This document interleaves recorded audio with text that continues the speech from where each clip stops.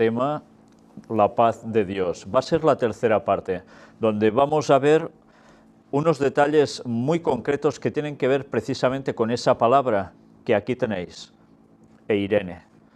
Es en griego, ya sabéis que se puede pronunciar Irene, y que es un nombre femenino.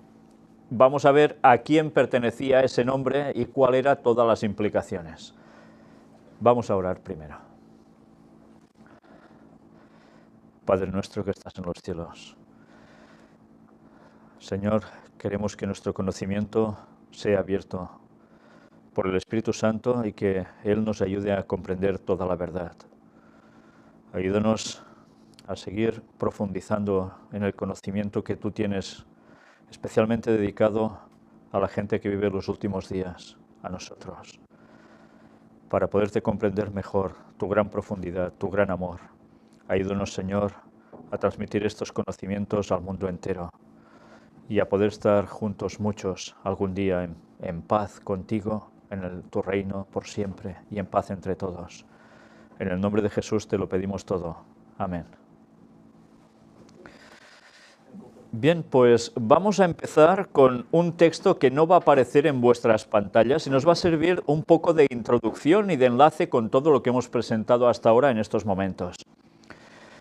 El texto se halla en el libro de Apocalipsis y vamos a centrarnos en el capítulo 1, al inicio de este libro, y cogeremos tan solo 3 versículos. Van a ser del 4 al 6. Los textos dicen: Juan, que es el escritor, a las 7 iglesias que están en Asia, gracia y paz a vosotros, del que es y que era y que ha de venir, y de los 7 espíritus que están delante de su trono, y de Jesucristo el testigo fiel, el primogénito de los muertos, y el soberano de los reyes de la tierra, al que nos amó y nos lavó de nuestros pecados con su sangre. Este texto nos va a servir para enlazar, como os decía, absolutamente todo lo que hemos tratado. Juan, cuando escribe a esas 7 iglesias, lo hace gracias a la revelación que Cristo le da. ¿Y en qué consiste? Mirad cómo empieza su salutación: gracia y paz a vosotros. Y hemos estado viendo qué era esa paz, todos los distintos significados que conllevaba. Pero lo está asociando con Cristo, que dice que es y que era y que ha de venir. Por tanto, lo está poniendo en la eternidad, el eterno. Por eso en la Biblia, cuando se escribe ese nombre, Yahweh o Jehová, YHWH en nuestro idioma, en definitiva, su traducción correcta sería el eterno, porque es, como dice en otras partes, yo soy. Eso da significación de que Jesús es eterno. Es. ¿Cómo explicas el antes? ¿Cómo explicarás el después? Siempre ha estado. Y esa paz dice que proviene precisamente de Él. Y es lo que hemos estado viendo. Si tenemos la paz de Cristo en nosotros es cuando las cosas irán bien, pero a su vez es cuando nosotros nos acoplamos a Él, nos acoplamos a la divinidad. Luego, mirad ahora este otro versículo que nos dice en el 5, dice que es el testigo fiel, el primogénito de los muertos, o sea, el que tiene la preeminencia de los muertos, no es el primero en morir, es algo muy distinto, y el soberano de los reyes de la tierra, al que nos amó y nos lavó de nuestros pecados con su sangre. Por tanto, vemos que enseguida le hace referencia a ser el soberano. Es Dios, sin lugar a dudas, por encima de cualquier otro rey que pueda haber en la tierra. Pero mirad una vez más cómo liga la paz con amor. Nos amó y nos lavó de nuestros pecados con su sangre. No hay mayor amor que este. Esto es lo que nos proporciona la paz, la sangre de Cristo vertida por nosotros para que seamos salvos. Es lo único que nos da esa tranquilidad, porque en definitiva es lo que hace que la separación entre Dios y el hombre ya no exista. Él es nuestro puente hacia Dios. Y dice, y nos hizo reyes y sacerdotes para Dios. Mirad cómo Él dice que es el soberano de los reyes de la tierra y hace de nosotros lo mismo, ¿Qué quiere decir? ¿Que nos está haciendo de una realeza de cualquier nación? No, sino que sencillamente nos está poniendo en sintonía prácticamente con Él, siendo reyes, participando de su reino. ¿Qué va a hacer el pueblo de Dios precisamente en el milenio? Va a estar reinando con Cristo 1000 años. ¿Y qué significa reinar con Cristo? Sí, compartir su reino, pero es juzgar también. El rey juzgaba, y nosotros vamos a juzgar y vamos, en definitiva, a comprobar los veredictos de Dios de por qué esas personas que no han conseguido la salvación era justo que no la consiguieran, porque la habían rechazado. Y también dice que vamos a juzgar a los ángeles, a Satanás y sus ángeles, porque han pecado, también van a ser juzgados. Y nosotros comprobaremos por qué Dios ha decidido que no fueran salvos. Y veremos que Dios es justo. Pues, por tanto, mirad cómo este texto nos pone a Jesús en un papel de preponderancia absoluta, pero a nosotros nos va poniendo con Él. Y eso lo hemos visto en otros textos bíblicos. Nosotros y Cristo debemos andar juntos, y el Espíritu Santo es el que hace en nosotros que eso sea así. Después también es interesante, porque aparte que nos dice, y nos hizo reyes y sacerdotes para Dios su Padre, a Él sea gloria e imperio por los siglos de los siglos. Amén. Si mirásemos el versículo 7, mirad dónde nos sitúa hablando ya en ese contexto de la paz. He aquí que viene con las nubes, y todo ojo le verá, y los que le traspasaron, y todos los linajes de la tierra harán lamentación por Él. Sí, amén. Nos encauza directamente hacia la segunda venida de Jesús, una vez más. La paz de Cristo tiene que ver también no solo en que habite en nosotros, sino con su segunda venida, cuando conseguiremos esa paz definitiva.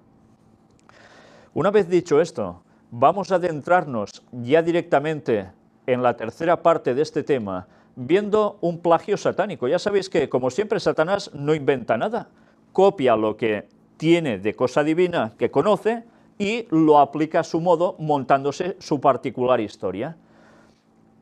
Pues mirad, ¿quién era Eirene? Esa palabra procede de un nombre propio, Irene. En griego era la diosa de la paz. Ya sabéis que los griegos tenían dioses prácticamente para todo, hasta el punto que cuando Pablo va a un lugar en concreto en Grecia, Atenas, empieza a predicarles sobre el Dios no conocido. ¿Y por qué se extrañan los otros, pero quieren oír? Porque tenían dioses absolutamente para todos. Incluso tenían un pedestal a uno, que no había nada, y decían, al Dios no conocido. Y él, cuando llega allí, dice, a este es al que yo os predico. Ya lo tenían allí por si acaso, por si había un Dios que no conocían. Es curioso, ¿eh? ¿Os dais cuenta cómo la filosofía humana puede buscar muchas explicaciones, muchas teorías, pero va coja? Porque va perdida. Y Pablo les explicó quién era la verdad, quién era la paz que podían encontrar. Y ya sabemos cómo terminó todo, ¿no? Cuando les habló de la resurrección, dijeron, bueno, ya te escucharemos en otro momento, y se fueron. No quisieron, salvo algunos que llegaron a entender que el mensaje de Pablo tenía un algo que los atrajo, verdad. Pero el resto lo rechazaron. Bueno, pues Satanás, como era de esperar, hizo que en la mitología empezaran a surgir divinidades como setas por todas partes, a tal punto que a cada cuestión le ponían un dios. Y había una diosa que era la de la paz, había otra que era de la guerra, ¿no? Bueno, pues mirad ahora, en definitiva, todo esto. Dios inspiró a los evangelistas para que utilizaran la palabra en griego Irene, paz, como simbología aplicada a Cristo por todo lo que implicaba. Hasta ahora hemos presentado la palabra. Sí, en los textos bíblicos aparecía Irene, todo el rato, Irene, Irene, Irene. Pero, ¿por qué utilizaron esta palabra? Podían haber buscado algún otro tipo de palabra que viniese a decir lo mismo, un seudónimo, un sinónimo. No, no. Resulta que utilizaron todos la misma palabra, paz, que era el nombre de una diosa de la paz. ¿Qué quiere decir? ¿Que la Biblia copiaba?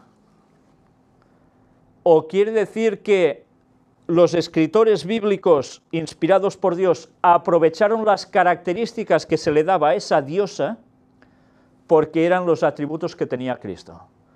Satanás, que no es tonto, siempre, ¿qué ha hecho? Querer anticiparse a muchas cosas.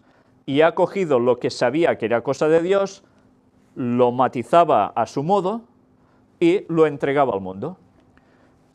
Y vamos a darnos cuenta cómo esta señora, esta divinidad, tiene unos atributos que veréis cómo cuadran con los de Cristo. Veremos cómo Irene, la diosa griega de la paz, tenía asignados los atributos de Jesús, pero de modos sorprendentes, porque a veces puedes pensar en los atributos de Jesús con alguna cuestión muy concreta y ya está, pero nos vamos a dar cuenta cómo es realmente impresionante. Mirad, aquí tenéis a la señora Irene, y aparece con un niño en sus brazos, llamado Pluto, que nada tiene que ver con el de Disney. Mirad qué nos habla sobre Irene la mitología. Significa aquella que trae la paz. Hasta ahora, ¿qué hemos visto de Jesús? Que es el que trae la verdadera paz. Es una de las 3 horas, hijas de Zeus y Temis. Todo es mitología, ¿eh? Irene es la personificación de la paz y la riqueza. Por tanto, ¿de qué? Prosperidad. Lo mismo que vimos, ¿eh? Y está representada en el arte como una joven y bella mujer llevando una, atención a todo el listado, cornucopia, un cetro y una antorcha o ritón. También se la puede representar con una corona de flores, una rama de olivo en la mano y una cornucopia en la otra, o también, como se puede observar en la foto, con Pluto, su hijo, en brazos. En la mitología romana su equivalente es la diosa Pax. Todos conocéis la Pax romana, tan conocida, ¿eh?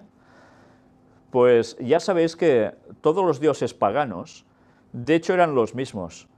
Lo que pasa es que cada cultura los copiaba de alguna otra, o tenían los mismos conceptos y les cambiaban el nombre, pero siempre eran lo mismo. Ya sabemos que los romanos, ¿de quién cogieron su cultura también? De los griegos, que eran los anteriores, y durante un tiempo la cultura helénica tuvo una gran preponderancia aún en la Roma de los tiempos de Cristo, que es cuando se escribieron los evangelios y aparece Jesús con la paz, como Irene. Pues ya veis que aquí se nos describe precisamente a Irene. ¿De qué modo? Con un montón de cosas. Sí, paz, riqueza, pero lleva a un niño en su brazo, que es Pluto, y un montón de cosas con las cuales puede manifestarse como tal. Ahora, ¿qué haremos? Pues ya lo veréis. Primero de todo, Irene es una de las horas. Mirad cómo horas también viene precisamente de toda esta mitología griega. Y veremos que de horas hay muchas, pero también hay una relación entre primavera y otoño. ¿Por qué? Pues ahora lo iremos viendo. Mirad sobre las horas. En la mitología griega, las horas eran originalmente las personificaciones o diosas del orden de la naturaleza y de las estaciones, si bien posteriormente fueron consideradas como diosas del orden en general y de la justicia. ¿Os dais cuenta que nos dice? Tienen que ver con orden en la naturaleza y las estaciones. ¿Qué estaciones? ¿Las de tren? Evidentemente las estaciones del año.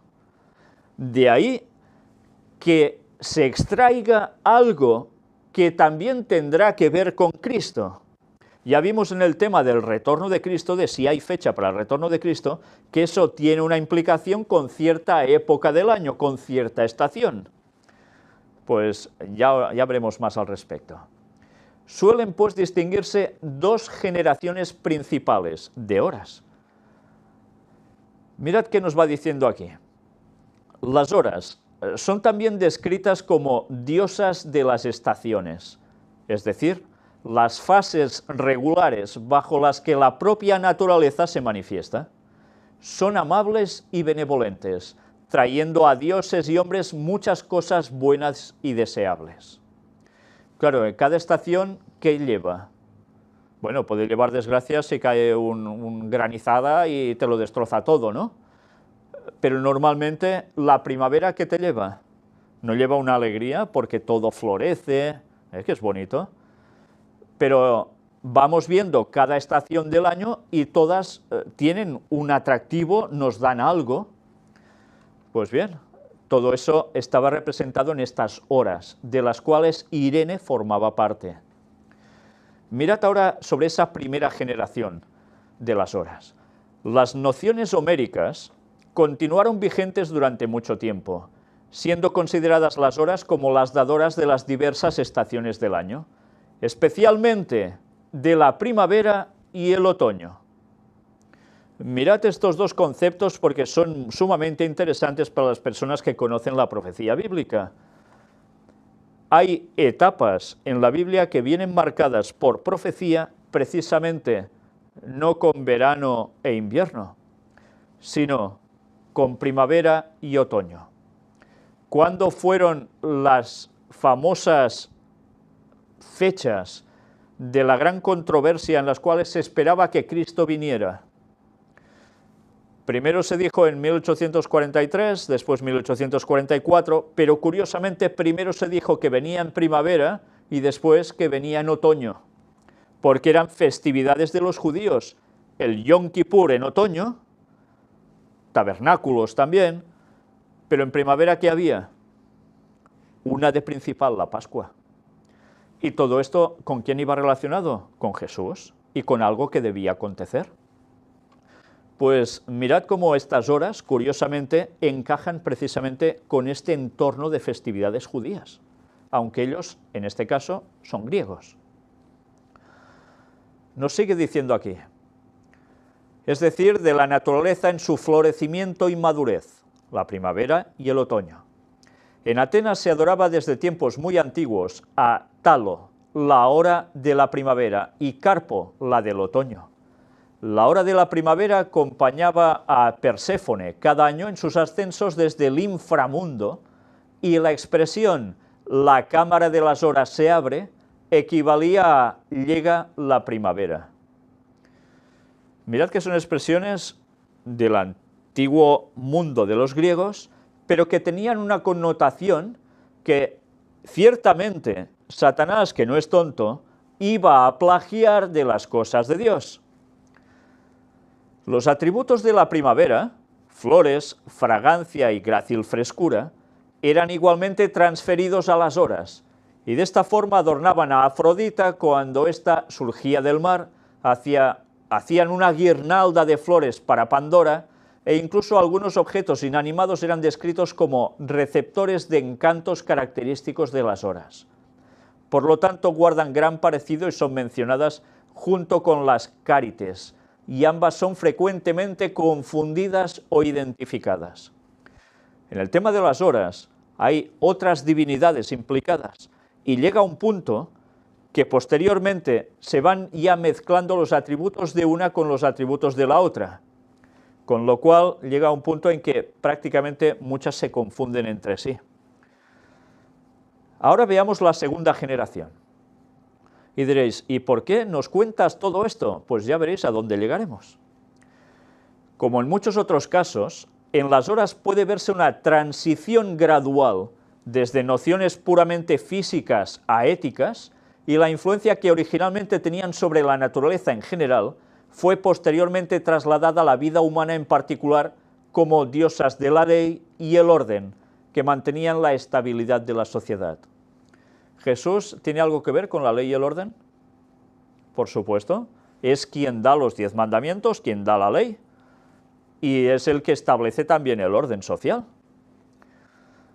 El primer signo de este cambio aparece ya en Hesíodo, quien las describe en su Teogonía dando a un país buenas leyes, justicia y paz, las llama hijas de Zeus y Temis, y les da los significativos nombres de Eunomia, Dice e Irene. Pero las ideas éticas y físicas no se mantienen siempre separadas y a menudo se mezclan unas con los otros como en Píndaro. Éticas y físicas, todo mezclado. Jesús, ¿qué tenía en él? ¿Mezcla de qué? Hombre y ser divino. cuestión ética y cuestión humana, física. Desde entonces se consideró a las horas una tríada, al igual que las moiras y las cárites.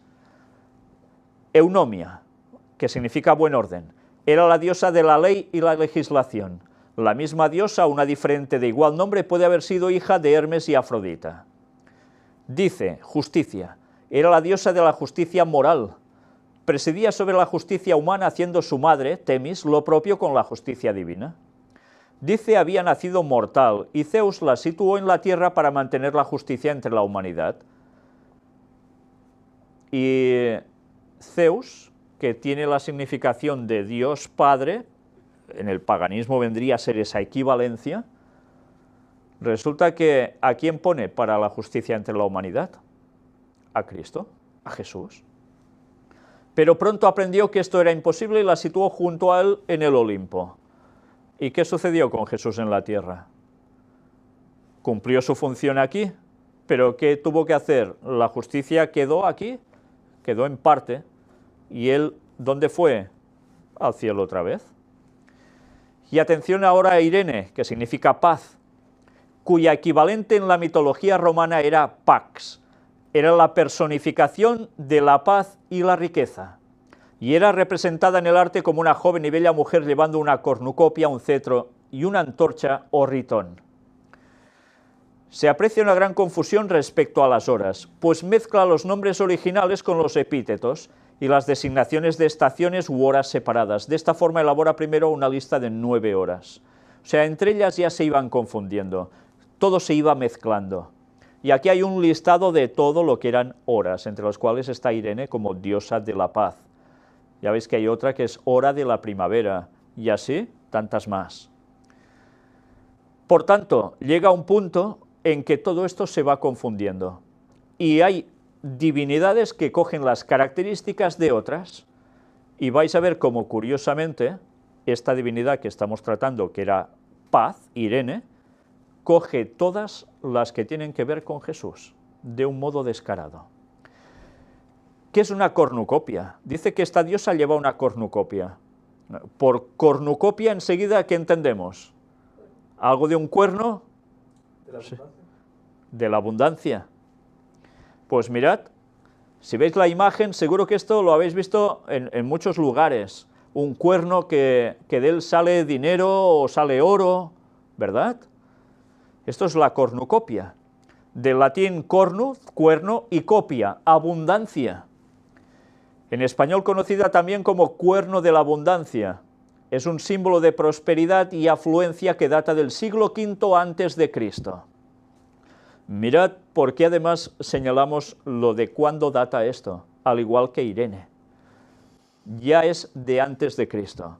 Por eso cuando los escritores bíblicos del Evangelio, de los 4 Evangelios, recogen sobre Jesús y escriben en griego, ya cogen los conceptos que tenía el mundo helenístico y lo aplican en su escrito a Jesús, para que con una sola palabra nos esté dando una serie de conceptos que nosotros podemos entender enseguida si conocemos a la diosa paz, ¿entendéis?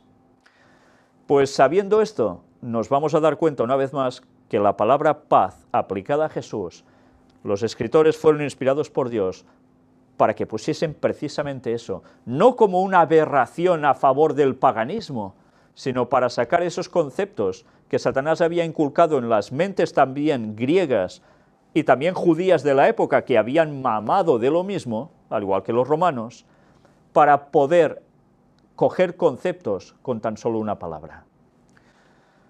Mirad ahora, ¿dónde aparece, por ejemplo, las cornucopias? Estos son escudos, y en cada escudo de ellos, en uno u otro punto del escudo está. En el de Colombia, en el de Panamá, en el de Honduras, en el de Perú, en el de Chile, de Copiapó, y en Mendoza, en Argentina. Todos, si os dais cuenta, tienen cornucopias. Todos. Bueno, además, ¿por qué, os podéis preguntar, tienen esta gente en sus escudos esto? Pues porque ellos cogen, ¿y de dónde surgen? De la masonería. La masonería, que se nutre de los conceptos paganos, ponen sus heráldicas, porque estos países fueron hechos por ellos, ponen esos conceptos allí plasmados. En definitiva, la diosa de la fortuna sería también. No lo están haciendo para simbolizar a Cristo ellos, cuidado. Aunque los escritores bíblicos cojan eso y lo apliquen a Cristo. Es algo muy distinto. Fijaos que también dice que llevaba un cetro esta señora, la diosa de la paz. ¿Qué es un cetro? Bueno, esto seguro que todos lo sabemos, ¿verdad? Los cetros son distinciones de mando a modo de bastones cortos. Se trata de bastones de mando asignados a aquellos jefes de elevada autoridad. ¿Qué hemos visto en el Apocalipsis? ¿Jesús qué era? ¿No es el soberano? Por tanto, con cetro, ¿no? El arqueólogo Manuel Hermán Lejarazu, en Símbolos de Poder, expresa que, tanto en Mesoamérica como en otras partes del mundo, uno de los principales atributos del gobernante es representado por el cetro, pues a nivel universal el cetro simboliza el eje del mundo y el centro del cosmos. O sea que donde está el soberano es el centro del universo. ¿Y dónde está el centro del universo? ¿Dónde está el trono de Dios? ¿Entendéis? Bueno, pues una vez más, el mundo pagano coge los conceptos auténticos de Dios y se los aplica a ellos. De tal modo, el soberano que lo porta se constituye a sí mismo como eje rector de ese universo. ¿No es el papel de Jesús, que es el soberano? Pues la diosa Paz, Irene, mira, el mismo atributo. Mercedes de la Garza Camino, en el puesto del gobernante en el cosmos y sus ritos de poder, expresa que el cetro es a nivel universal un modelo reducido del bastón de mando, símbolo vertical que representa primero al hombre y después al hombre poderoso. ¿Y el poder recibido de quién? De los dioses. ¿Y Jesús qué recibe del Padre? El reino. Eso nos dice el texto bíblico. ¿Os dais cuenta cómo cuadra la perfección con Jesús también? Dice que la diosa Paz también lleva una antorcha. Y una antorcha enseguida, aparte que todos sabemos qué es, originalmente una antorcha era una fuente portátil de fuego usada como fuente lumínica, usualmente consistente de un palo o madera con uno de sus extremos envuelto en un trozo de paño empapado de brea o algún otro material inflamable. Y con la antorcha, ¿qué hacían? La encendían y se iluminaban, ¿no? Y por tanto, cuando ya vemos que se trata de iluminar, ¿qué conceptos ya empiezan a venirnos a la cabeza? Bueno, no vamos a hablar de Illuminatis, pero ciertamente viene de esos conceptos. La antorcha en simbología es un típico emblema de iluminación espiritual y conocimiento, claro. Lucifer, ¿qué era? Portador de luz, ¿no?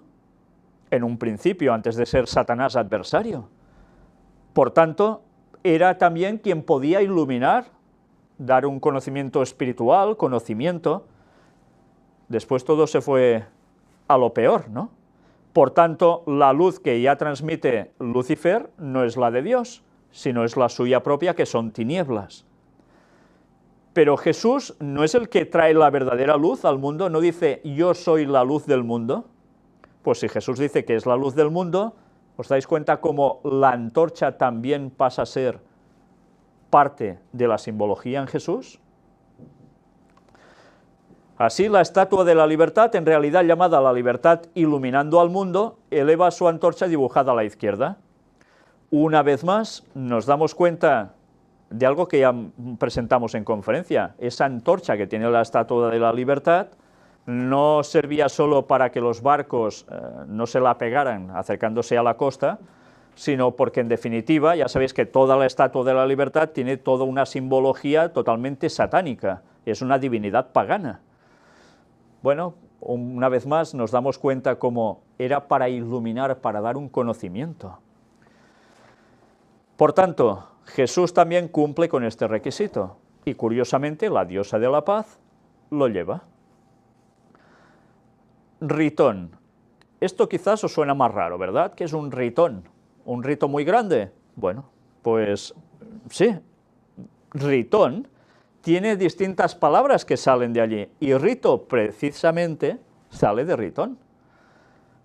Pues mirad, un ritón designa un tipo de recipiente de la antigüedad usado para beber o bien para verter un líquido en alguna ceremonia como la libación.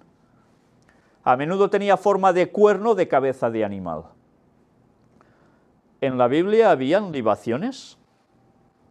Sí.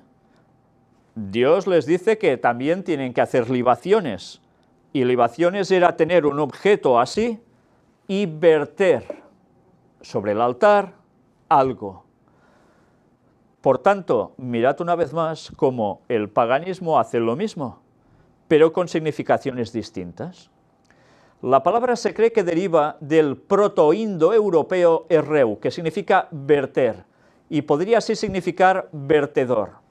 Muchos vasos considerados ritones están caracterizados por una amplia boca en la parte superior y un orificio en forma de cono en la parte inferior por donde fluye el fluido. La idea es que uno saca vino o agua de una vasija de almacenamiento o una fuente similar de agua, sujeta el agujero con un pulgar y deja que el fluido corra en la boca o en el suelo en la libación, del mismo modo que el vino es bebido hoy de una bota. ¿Cuántas veces hemos visto a gente que tiene una bota de vino y tiene un pequeño orificio y ¿qué hacen? Beben así, ¿no? Empinar el codo, que se dice. También incluso sería algo parecido a un porrón. Un porrón tiene un orificio más grande por donde entra el líquido y uno pequeñito por donde sale para beber. Pues todo esto viene de eso. Mirad qué más nos dice aquí. Smith apunta que este uso está atestiguado en pinturas clásicas y acepta la etimología de Ateneo, que era llamado apotireseos, del fluir. Smith también clasifica el nombre como que había sido una forma reciente, en época clásica, de una vasija antiguamente llamada quera, cuerno, en el sentido de cuerno para beber. La palabra ritón no está presente en lineal B, que era el sistema de escritura más antiguo del griego en época micénica, pero el ritón de cabeza de toro, de la que muchos ejemplos sobreviven, es mencionado en un inventario de Gnosos, inscrito en la tablilla 231, mostrada con el ideograma del toro. Dice que la palabra está restaurada como un adjetivo, que era con una H micénica intervocálica, y aquí nos va explicando más cuentos sobre esta palabrita, Pero, ¿os dais cuenta qué forma tenía normalmente? Cabeza de toro. Y si habéis seguido las temáticas que presentamos en Puertas Dimensionales, hablando de la constelación de Tauro, también tenía que ver con Cristo. Por tanto, esa libación, en definitiva, podía tener algo que ver con lo que Cristo vertería por nosotros. ¿Y qué vertió por nosotros? ¿Vino? Sangre y agua en la cruz. Por tanto, una vez más, Satanás, que ya sabía lo que pasaría porque lo leyó en las constelaciones que Dios había hecho, poniéndole nombre a cada estrella, que era todo el plan de salvación para el ser humano, Satanás, que lo vio claro, hizo exactamente lo mismo y ponerlo, ¿dónde? En las culturas paganas. Por eso los rituales en el Antiguo Testamento a veces eran parecidos a lo que hacía el paganismo. No es que Dios se copiara lo mismo de ellos, sino que Satanás lo había visto antes claro.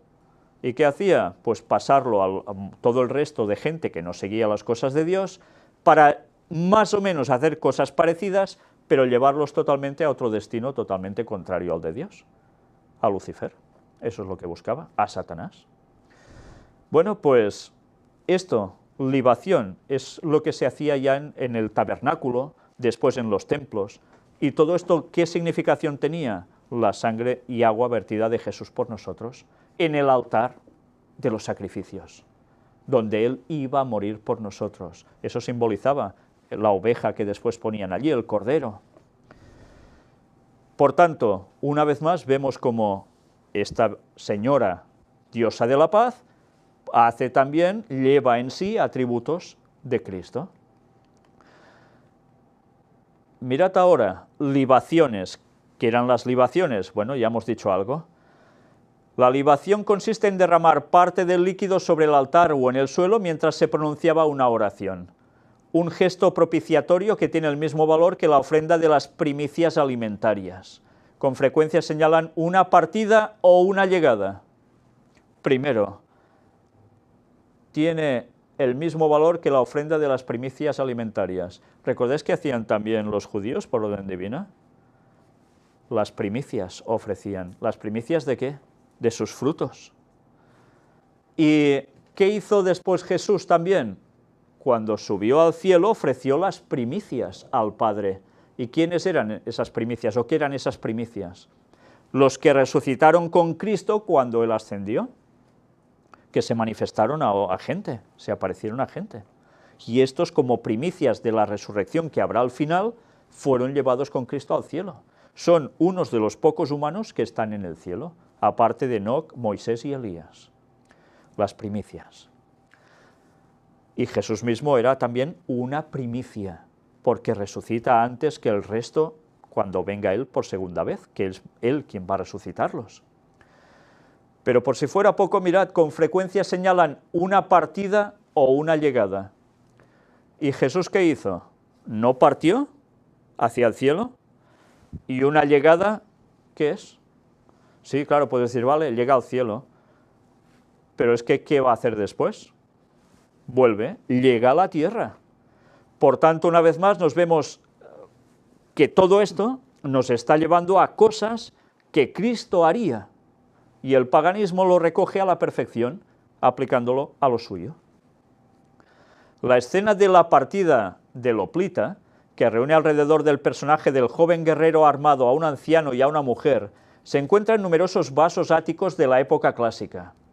He aquí una descripción característica de uno de ellos. En el centro, un hoplita en armas estrecha la mano de un personaje barbado en un gesto de despedida cargado de gravedad.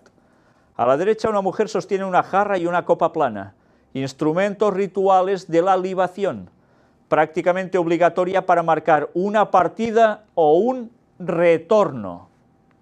Clarísimo, ¿eh? Como Jesús.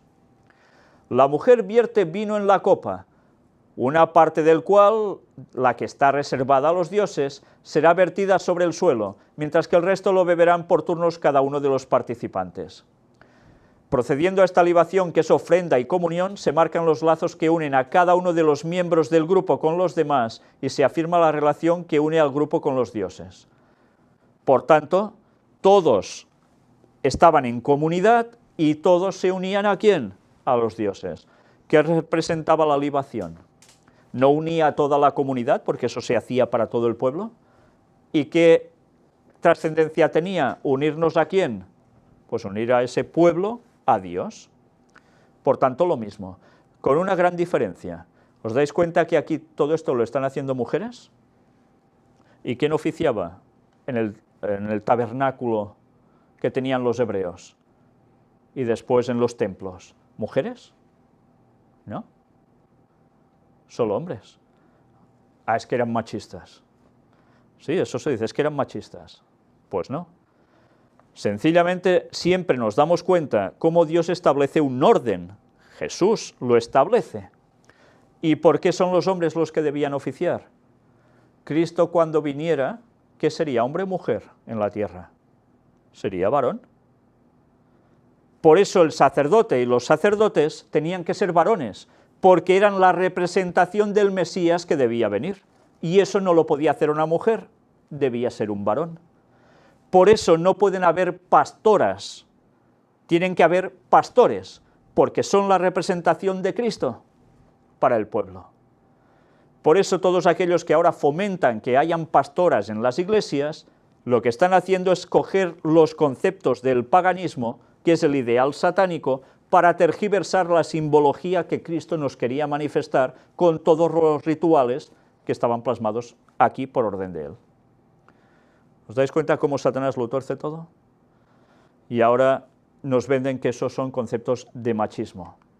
Pues no. Siempre todo tiene un qué.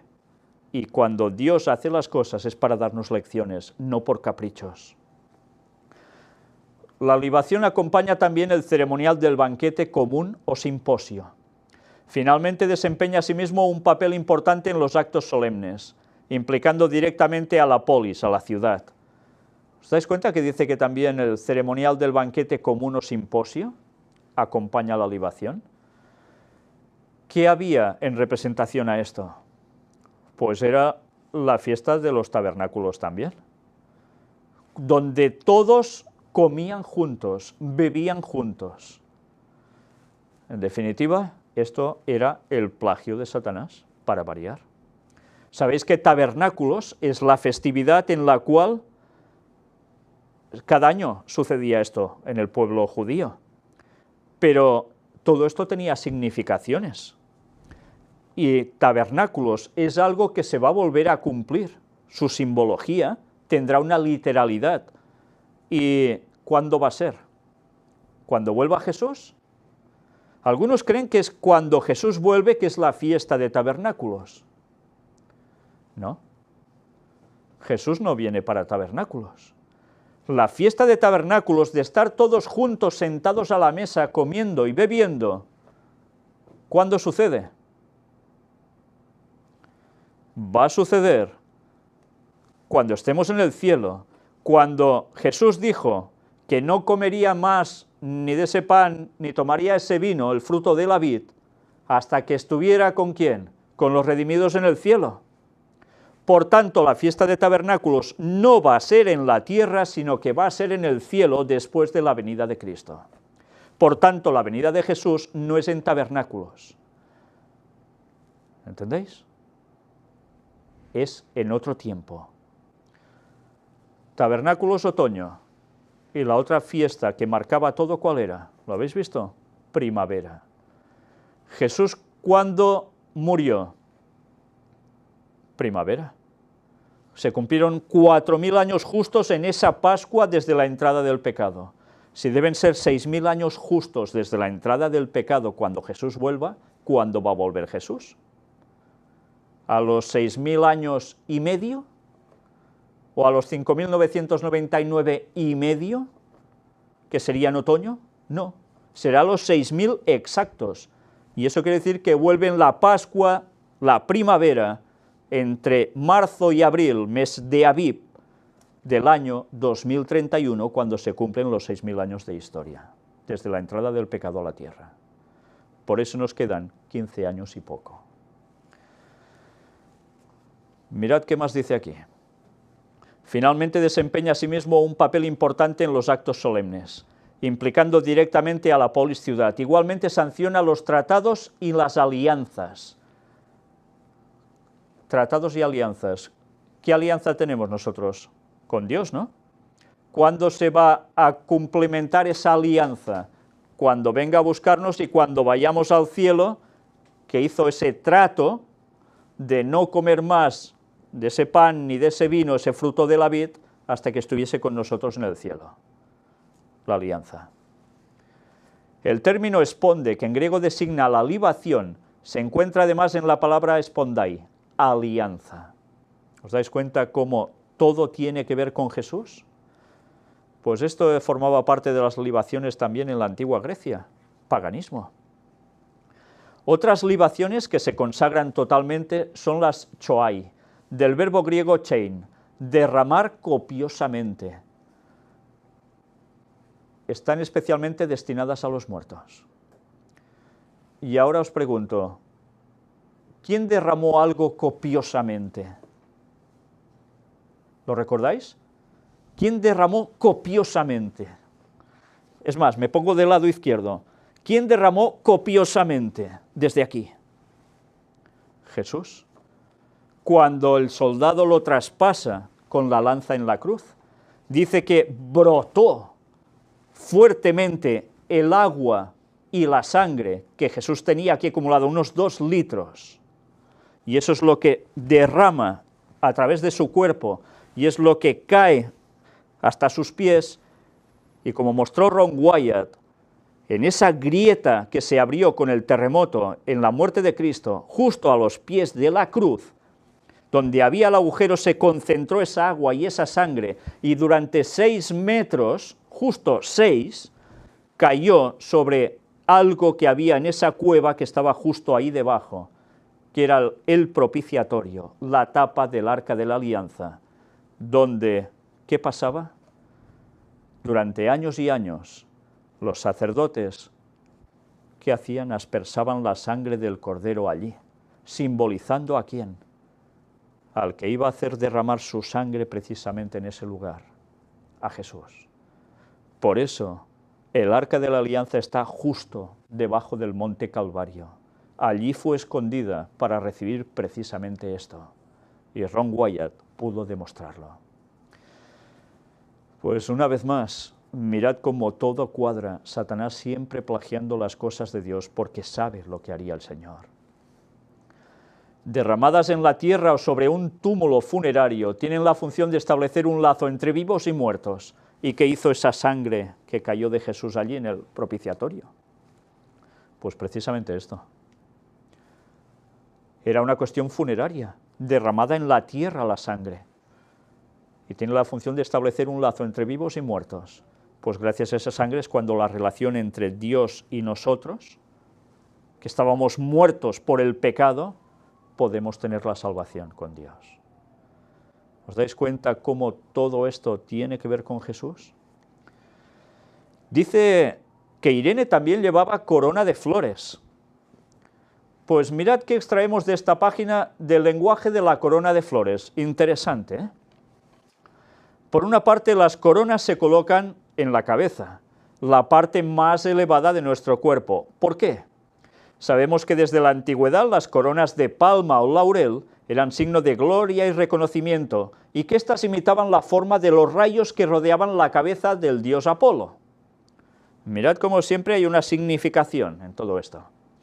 Asimismo, las coronas se colocan en la cabeza no solo por ser considerada la parte más digna y noble del cuerpo, sino por simbolizar con su forma circular, símbolo solar, una suerte de contacto con lo celestial. Los dioses griegos y romanos de la mitología antigua eran representados con coronas como muestra de poder y supremacía frente a los mortales. ¿Y Jesús qué simbología tenía? ¿No dice que era el sol de justicia que en sus alas traerá la salvación también? Pues, en definitiva, esa corona. ¿Cómo dice que vendrá Cristo? Como rey. Si viene como rey, vendrá con su corona. ¿Y qué va a dar a los suyos para reinar en el cielo? Dice que nos dará cada uno nuestra corona. Por tanto, algo que está en nuestra cabeza alrededor. Corona, en este caso, ¿a qué equivaldría? Pues a aceptar la justicia de Cristo en nosotros. Es eso. Entonces la corona se colocaba en la cabeza como premio, adorno y símbolo de dignidad. Por eso la diosa Paz llevaba esto, que es la simbología ¿de quién? De Cristo. Cristo, ¿por qué llevará la corona? Sí, porque es el Dios soberano, pero también como premio. ¿Premio por qué? Porque venció a Satanás muriendo en la cruz y resucitando.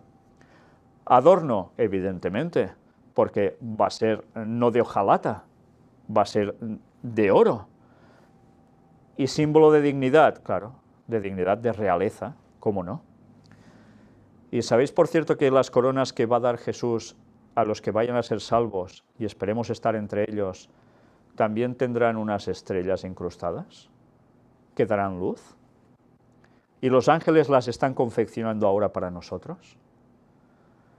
Y que cada lucecita que hay allí brillando significará que hemos llevado a una persona al Evangelio y al reino de los cielos. Ellen White describe que algunos en sus coronas tenían un montón de estas estrellas, porque habían llevado mucha gente a Cristo, y está hablando del futuro, pero ella ya lo vio en visión. Y otros tendrían pocas, pero que eso sí, que ninguno iba a tener envidia del otro porque tenía más, porque todos eran conscientes que era por el trabajo hecho para la causa de Dios, y era un premio dado por Dios por los méritos hechos, gracias a Cristo, por supuesto, a tal punto que gracias a Cristo, ¿qué van a hacer los redimidos? Cogerán esa corona y que van a decir, mía, y me la quedo. van a arrojarla a los pies de Cristo otra vez, dándole las gracias porque Él es el que propició su salvación y la de los demás. Por otra parte, el poder evocador del verdor que portan las hojas de las flores es bien conocido. El reino vegetal que se regenera y lo inextinguible de la vida que perdura son dos clásicos en el valor simbólico de la flora que visten nuestros ramos y coronas. ¿Dónde se suelen poner coronas aún de flores? ¿Lo recordáis?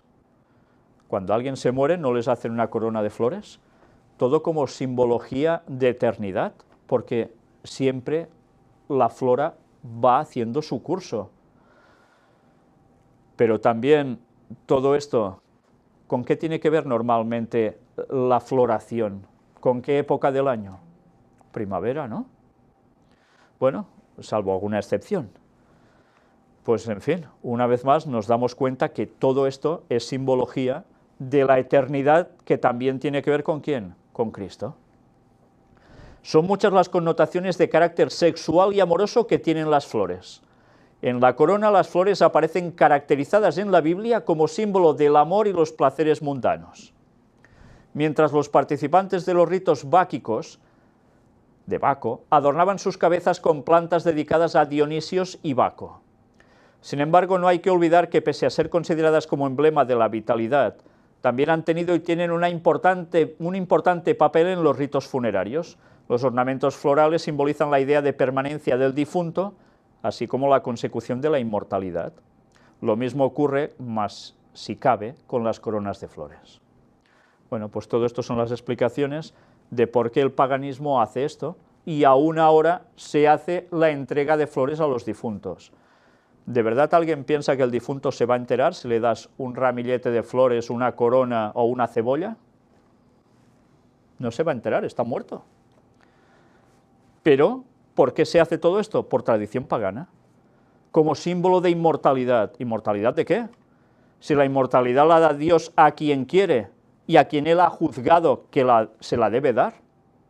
Pero no todo el mundo que se muere, con ponerle una corona de flores encima, va a ser inmortal, ni mucho menos. Eso es paganismo, es la inmortalidad del alma, concepto satánico, no divino. El único inmortal es Dios. Y si hay otros inmortales es porque Él se le confiere la inmortalidad a ellos, si no, no.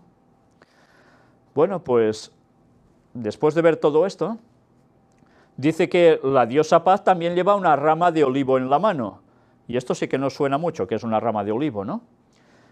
Mirad qué dice en esta página de el olivo en la mitología y la tradición de la antigua Grecia.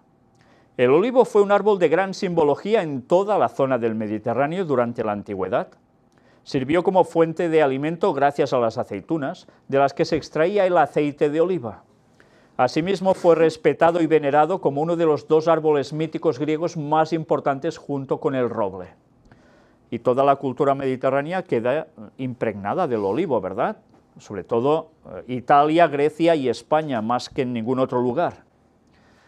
Mirad ahora esto.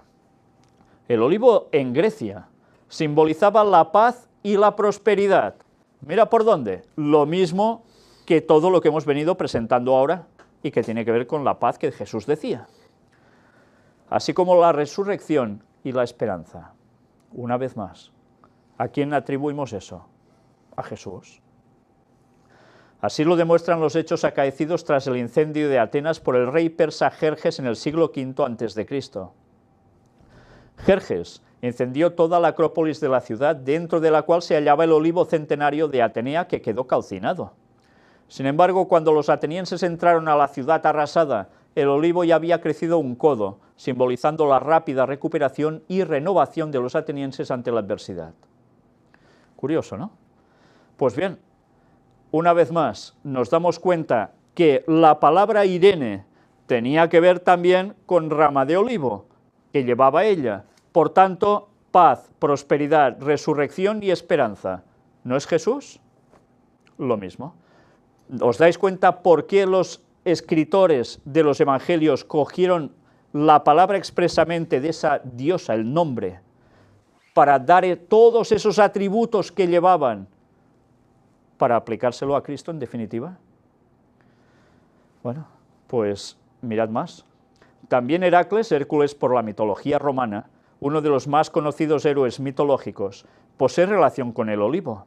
Siendo muy joven, Heracles logró acabar con el león de Citerón. Para ello sirvió únicamente de sus manos y de una estaca de madera de olivo silvestre. Este acto identifica al olivo con la fuerza y la resistencia.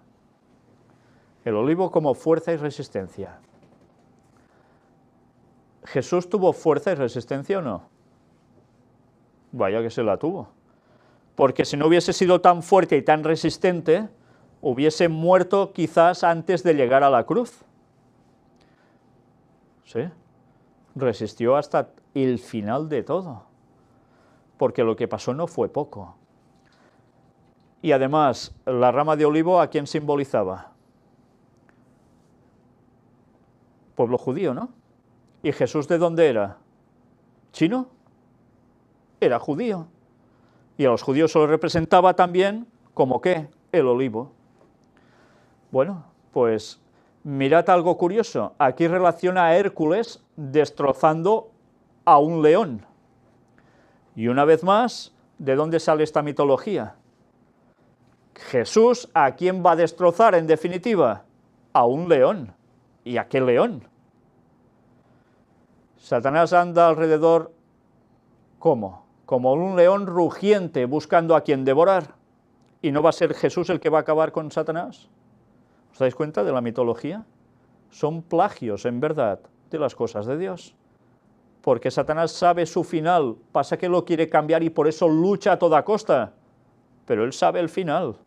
Y es más, hay algo curioso, porque esto es como la Guerra de las Galaxias, el Star Wars. Los papeles se invierten, en verdad.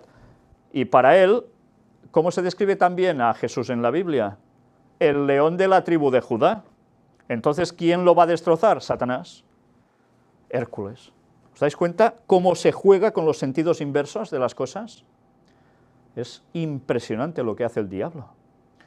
Pero sí, en definitiva, ahora, volviendo al tema, nos damos cuenta que todos estos atributos siempre son los de Jesús.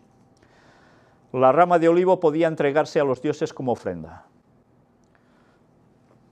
Claro. ¿Recordáis también dónde se utilizaba?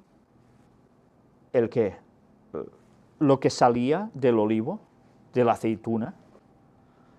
Pues en el templo también, en el tabernáculo, para encender la lámpara, que siempre tenía que estar vertiendo aceite. Y para ungir también, como símbolo del Espíritu Santo, sobre uno. Pues claro, que era para darlo como ofrenda, porque esto después iba a servir para hacer también lo que hiciese falta. Mirad qué nos dice también aquí. Durante los Juegos Olímpicos no solo había cabida para pruebas físicas, sino también para pruebas intelectuales. ¿Sabíais esto? Normalmente la gente piensa, las Olimpiadas de los griegos era, venga, a correr todos como locos y hacer 4 cosas más, pero nadie piensa que eran para pruebas intelectuales también. No como ahora, ¿eh? ¿Habéis visto en una Olimpiada que hagan algo intelectual? No, para nada. Bueno, también no es de extrañar, porque ya sabéis que precisamente fue un masón el que recogió, hizo las Olimpiadas modernas, utilizando otra vez la simbología de la antorcha, llevada como luz, conocimiento y tantas cosas más, los aros olímpicos y todo lo que esto conlleva con la inmortalidad del alma, y etcétera, etcétera. ¿Y habéis visto algo intelectual en todo eso? Podéis ver mucho comercio y mucha manipulación, pero no veréis nada intelectual. Así lo demuestra la existencia de competiciones de literatura u oratoria. Mira, como ahora, igual, para nada. En olivo estaba presente en los juegos a través del premio. Era una corona trenzada con ramas de olivo silvestre, lo que se entregaba a los vencedores de los juegos, identificándose nuevamente el olivo con la victoria. El atleta quedaba reconocido como un verdadero héroe y su triunfo era un orgullo para su ciudad natal. ¿Jesús venció o no venció? Venció. Venció a Satanás, venció la muerte, venció todo lo malo. ¿Es un héroe para nosotros o no? Claro, es que es el héroe en definitiva, el único. ¿Y su triunfo es un orgullo para nosotros? ¿Una satisfacción? Por supuesto, ¿no somos de su pueblo nosotros? ¿No estamos orgullosos de Cristo en el buen sentido de la palabra cuando referimos orgullo? Pues por supuesto que sí. ¿Pero os habéis dado cuenta que se daba en competiciones que podían ser físicas o intelectuales? Y Jesús no venció en pruebas físicas soportando todo lo que soportó que Satanás le hizo. Y además, a nivel intelectual, con todo lo que le apretaba continuamente durante toda su vida, y especialmente al fin de sus días. Por eso Cristo era merecedor de todo esto. Las simbologías siempre atribuidas a Cristo, el paganismo lo cogía para ellos. La fertilidad era una de las atribuciones que también se hacía al olivo. Atenea era diosa de la fertilidad y, como se ha referenciado anteriormente, su símbolo era el olivo, que era uno de los árboles más cultivados en Grecia, y su fruto alimentó a los helenos durante siglos. Por ello, las familias que buscaban ganar fecundidad en la tierra recurrían a este árbol. Ahora no, ahora se va a un instituto de lo que sea para que te fertilicen, ¿no? Testimonio de esta identificación del olivo con la fertilidad son las procesiones que se realizaban en honor al dios Dionisio, en las que la comunidad portaba flores, frutas o ramitas de olivo. Así pues, la relación entre la sociedad griega y el olivo fue muy intensa. Son abundantes las muestras de lo especial que era este árbol para la sociedad griega. Simbolizaba la fuerza, la victoria, la fertilidad, la resistencia, y era un elemento sagrado a la hora de ofrecérselo a los dioses. Además, consideraban el aceite de oliva virgen como un elemento de gran valor al ofrecérselo como recompensa a los vencedores en las competiciones. Y diréis, ¿y qué tiene que ver Jesús con la fertilidad?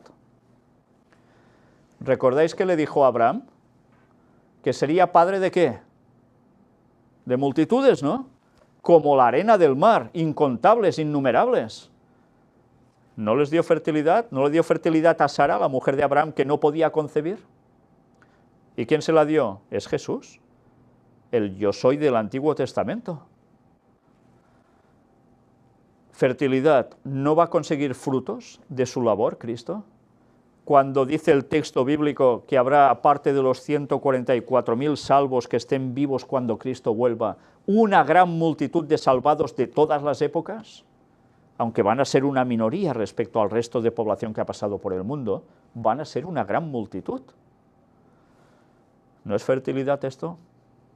Absolutamente. Pues bien, si todo esto también se equipara a Cristo, ahora miremos a Pluto, ese niño que llevaba esta divinidad. En la mitología griega, Pluto, riqueza significa, es la personificación de la riqueza, y en este sentido es también un dios de la agricultura relacionado a la cosecha como abundancia. ¿Tiene que ver con Cristo esto? Riqueza. ¿No nos da Dios la riqueza? A veces pensamos riqueza siempre como cuestión monetaria, ¿eh? Pero la verdadera riqueza, ¿cuál es? El conocimiento de Dios. Esa es la riqueza absoluta. También Dios prospera, hace prosperar a la gente a nivel material, si quiere, cuando conviene, por supuesto. ¿Pero no nos dice también el apóstol Pablo algo aplicado a las riquezas con Cristo? Por supuesto, también en textos. Pero dice que es el Dios de la agricultura, relacionado a la cosecha como abundancia. ¿Y Jesús qué va a hacer? Cuando se lo describe en Apocalipsis que viene, ¿con qué viene en la mano? Dice, una hoz. ¿Y la hoz para qué servía? Para cosechar, ¿no? Y cosechar en abundancia a los salvos. Por tanto, ¿tenía que ver también hasta el niño que llevaba en brazos con Cristo? Pues sí. ¿Os dais cuenta cómo era necesario precisamente utilizar esa palabra para describir a Jesús con un solo nombre? Y antes hemos visto que esta diosa Irene, en Grecia, en Roma, la misma divinidad tenía otro nombre, Pax, paz. Y se la asocia con la primavera. Bueno, esto ya, en fin. En la mitología romana, Pax, en latín paz, es el equivalente griego de Irene, una de las 3 horas. Sería reconocida como diosa durante la época de Augusto. Época de Augusto. Luego veremos qué época vivió Augusto César. En el campo de Marte romano tenía un templo llamado Ara Pacis, altar de la paz, y otro templo en el Forum Pacis, foro de la paz. Se la representaba artísticamente con ramas de olivo, cornucopia y cetro. Lo mismo, ¿no?, que la Irene griega. Se celebraba una fiesta en su honor el 3 de enero. Era hija de Júpiter y de Justita. A Pax se la asocia a menudo con la primavera. Por tanto, si estamos viendo que paz era Jesús, todo lo de paz era aplicado al Mesías, ¿con qué se aplica a Jesús? Con la primavera. ¿Y qué hace Jesús? Muere en primavera, ¿y cuándo va a volver a buscarnos? En primavera. ¿Y habéis visto? Cosecha. ¿Y Jesús no vendrá en primavera? Pues bien, creo que más claro ya no se puede ser. Por eso los escritores fueron tan claramente inspirados por Dios, porque utilizando el nombre de esa diosa, no era para llevarnos al paganismo, sino era para llevarnos a toda esa asociación de conceptos que iban implícitos en esa divinidad. Y nos quedaba César Augusto. ¿En qué época vivió? Pues mirad, Caius Julius Caesar Augustus, Roma, 23 de septiembre de 63 a.C., dice aquí, 19 de agosto del 14 después de Cristo, en español Cayo Julio César Augusto, conocido como César Augusto y más habitualmente solo como Augusto, fue el primer emperador del Imperio Romano. Vale, y ahora mirad qué nos dice aquí. ¿Quién fue su predecesor? Julio César, como dictador de la República Romana. Y claro, cuando vemos nacimiento 23 de septiembre del 63 a.C., resulta que cuando muere el 14 después de Cristo. Por tanto, eran los tiempos ¿de quién? De Jesús. ¿Y de quién? De los que iban a escribir los evangelios. Por eso, todos esos conceptos que surgieron de paz como Irene y de pax en Roma, los discípulos que escribieron los textos bíblicos sabían que tenía una implicación directa en esos tiempos, esos conceptos, para poder ser aplicados en Jesús. En fin, pues si después de ver todo esto no empezamos a pensar que la Biblia es inspirada por Dios de arriba abajo, ya no sé qué podemos llegar a pensar. Hay un texto con el que me gustaría concluir y está en Hechos capítulo 10, versículo 36. No aparece en vuestras pantallas, por lo tanto, si tenéis Biblia, podéis leerlo. Y dice: Dios envió mensaje a los hijos de Israel, anunciando el evangelio de la paz por medio de Jesucristo. Este es Señor de todos. ¿Os dais cuenta cómo todo lo que hemos visto ahora se condensa solo en este texto? Ya solo con un texto bíblico nos está diciendo todas esas palabras significadas en Irene, en Pax. Dios envió mensaje a los hijos de Israel, anunciando el evangelio de la paz por medio de Jesucristo. El evangelio de la paz, de la reconciliación, de la unión. Jesús es el que hace esto. De hecho, el evangelio, ¿qué significa? Las buenas nuevas. ¿Y quién las llevó? Jesucristo nos traía la salvación. Vino a morir para que nosotros fuésemos salvos. Paz por medio de Jesucristo, porque Él era la paz. Él era la paz. Este es Señor de todos. Si es Señor de todos, ¿qué es? El Rey, por supuesto, no hay otro. En fin, creo que eran unos textos que valía la pena tratar para darnos cuenta cómo todo encaja. Todo en la Biblia tiene sentido. Nada son tonterías, nada está dejado al azar, nada es confusión. Algunos dicen, es que hay equivocaciones de un evangelista al otro. No hay equivocaciones. Lo que hay son perspectivas distintas de un mismo hecho para que cojamos significaciones de cada detalle que se nos da en un lugar u otro. Nos están queriendo transmitir un mensaje. Pero eso las personas cuando empiezan a leer la Biblia dicen, son contradicciones. ¿Cuántas veces hemos tenido que demostrar que lo que nos estaba dando eran mensajes, incluso del retorno de Cristo? Mirad cómo cambia la Biblia cuando se estudia. Qué forma tan distinta de leerla por encima y no captar prácticamente nada. Por eso hemos de pedir sabiduría a Dios, para que nos dé ese discernimiento, ese conocimiento, esa sabiduría que necesitamos, porque por nosotros mismos no vamos a captar. Y Dios dice que si tenemos falta de sabiduría, ¿qué hemos de hacer? Pedírsela, y nos la va a dar, porque la necesitamos. Y ahora más que nunca, porque el tiempo se acaba, y esa primavera del 2031 se acerca, y ya va siendo hora que nos preparemos para estar en paz con Dios y ahora en paz con los hermanos, y eso sí, teniendo la aflicción del mundo, que normalmente poca gracia les hará el mensaje de paz que Cristo lleva, como siempre ha pasado. Pero aún habrá muchas personas que van a reaccionar a ese mensaje de paz de Cristo y van a ser salvas con la ayuda de Dios. Pero ese mensaje alguien se lo debe dar. ¿Y quién tiene que ser? ¿Las plantas del campo? Somos nosotros los que tenemos esa verdad para dar al mundo. Y debemos decirlo, cueste lo que cueste. Aunque nos vayan detrás, nos digan todo menos guapos, pero debemos decir la verdad para que aún haya personas que algún día en el cielo puedan abrazarnos y decir gracias porque me lo dijiste a pesar de todo. Y no tiene que ser eso algo para enorgullecernos, sino que eso lo hemos de hacer por amor, porque amamos a las almas, a las otras personas que hay y queremos que participen, que tengan esa paz auténtica, que no les haga falta ir a la farmacia a medicarse para encontrar la paz, que no les hace falta buscar cosas en el mundo para distraerse, porque no tienen paz.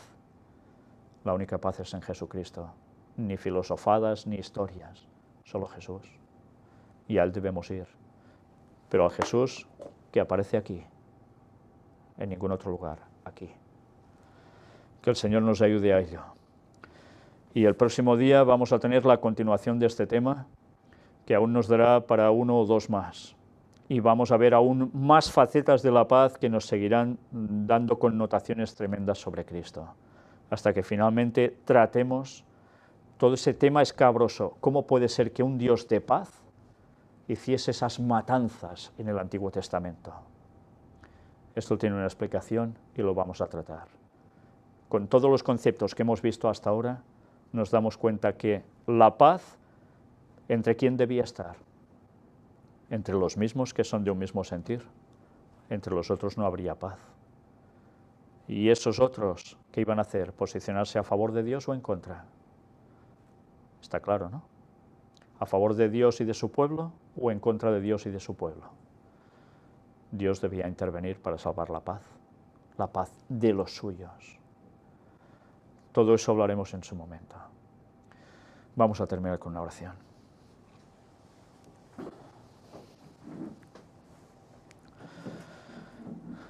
Padre, una vez más te damos gracias por estos enormes tesoros que hay en tu palabra. Gracias porque estas cosas que no conocíamos tú nos las vas mostrando cuando las necesitamos. Nos abres los conceptos que hay en tu palabra tan impresionantes que solo buscando e indagando tú nos puedes mostrar. Por eso te queremos pedir sabiduría para que nos vayas guiando al conocimiento de toda la verdad.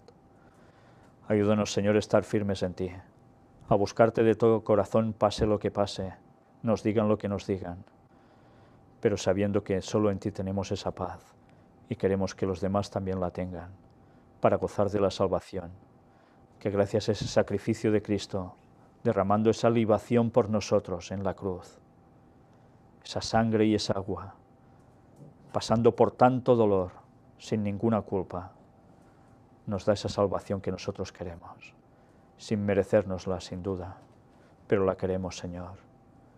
Y te agradecemos mucho todo ese enorme sacrificio de Cristo por nosotros y a ti por entregarlo.